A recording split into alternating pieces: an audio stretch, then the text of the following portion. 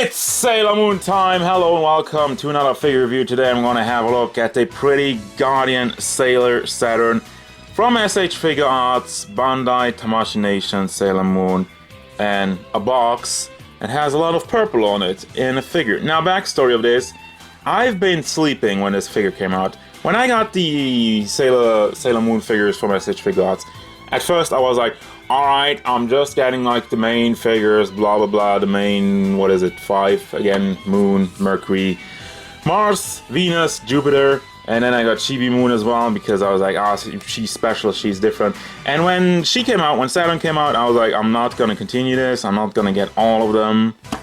Well, after I did the Jupiter review, I kind of went back on this, and I'm like, oh my god. Saturn is cool.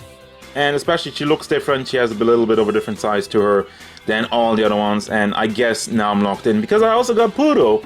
When I went to Paris for Tamashii Nation's World Tour, I went to a store and they had Pluto there, and I was like, I got that as well. So that review is also coming up. I might get Uranus and Uranus and Neptune now, as you know, just to round it out. Maybe, I don't know yet. But we're sticking with Saturn for now, so let's go. Got this one on eBay, by the way, in case you're wondering, because she's gotten kind of hard to find from what I can tell. I mean, I looked it up. Not really hard to find, but hard to pay for. That's what I'm trying to get at.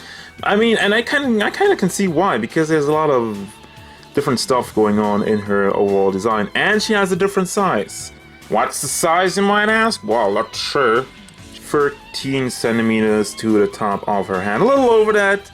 So, means like 5 inches, 5'1", 5'2", around there, not a lot. So she is in scale with everybody else, but let's have a look at the fine detail, the molding, and the paint job on the figure. Now, there is an overall lack of shading. That's one thing I'm gonna say. I think her hair, especially her hair, looks super plasticky.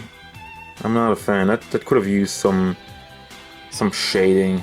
But for the rest of it, I mean, the mold is good. You have the nice detail in the earrings. Are those not correctly painted? Those are not correctly painted. That's weird. I'm not well used to seeing something like that. She has her tiara going on. Do we even call it a tiara? The thing, that thing on her forehead. The eyes look very nice. Always a good job on those. You have a little star in the choker and her medallion thingy going on the ribbon, and the frizzy shoulders. I don't know, what do you call that, frizzy? I mean, it is soft plastic, nice.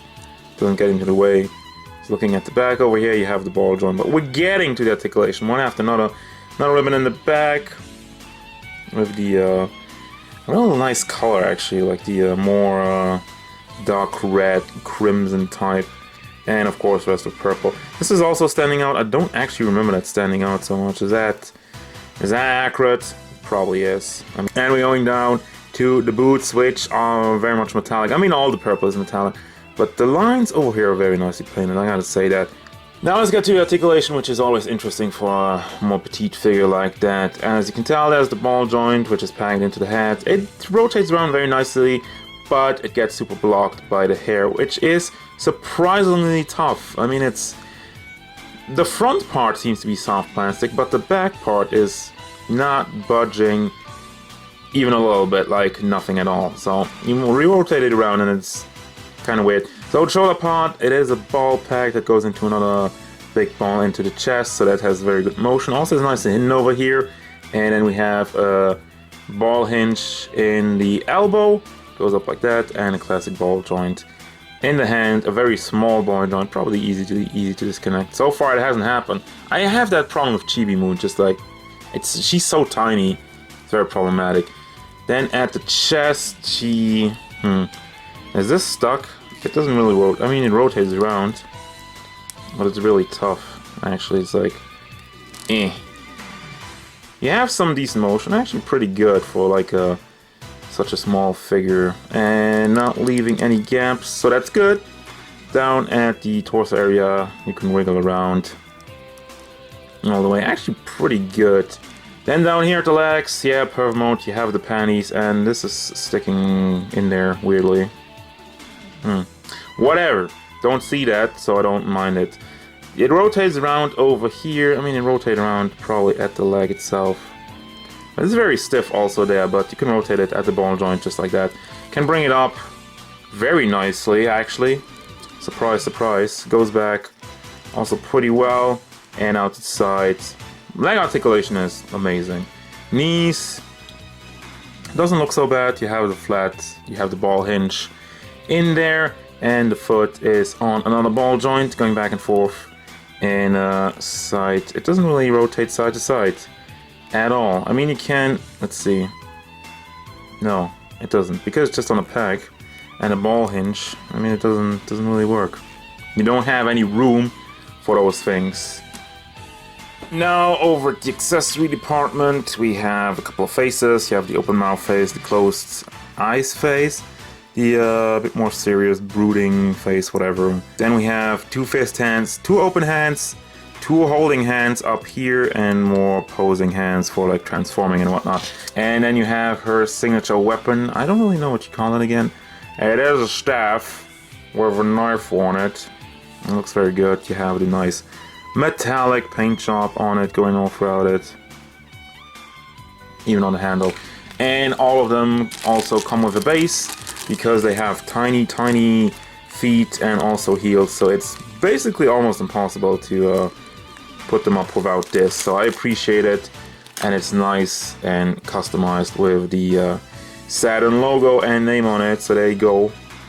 And it's gonna bring me to the final thoughts. What do I think about this figure? I mean, I like it. I'm a big fan of it. Like I was saying at the beginning, that was really the reason why I got this figure, and I did not get disappointed. She's different. You know, you got Moon, you got Mercury, you got Venus, and you got Mars, which are all basically the exact same figure, just with a different head and a different paint job. And I mean, yeah, they got different shoes. That's the thing.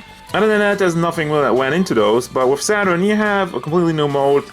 Different size, you have the extra detail over here, you have more detail in the shoulders, and yeah. The only thing I don't really like is, like I said, the hair. It looks kind of bland, it looks kind of boring, but other than that, there's nothing to complain. Even with the hair, that's like a minor thing, a minor detail that I would have liked to be shaded, but whatever. The way it is, it still looks okay. And like all the other Sailor Moon figures, she's very shiny, she's very metallic and pearlescent, and has all the sparkle to it that I would expect from a Sailor Moon figure. So there you go.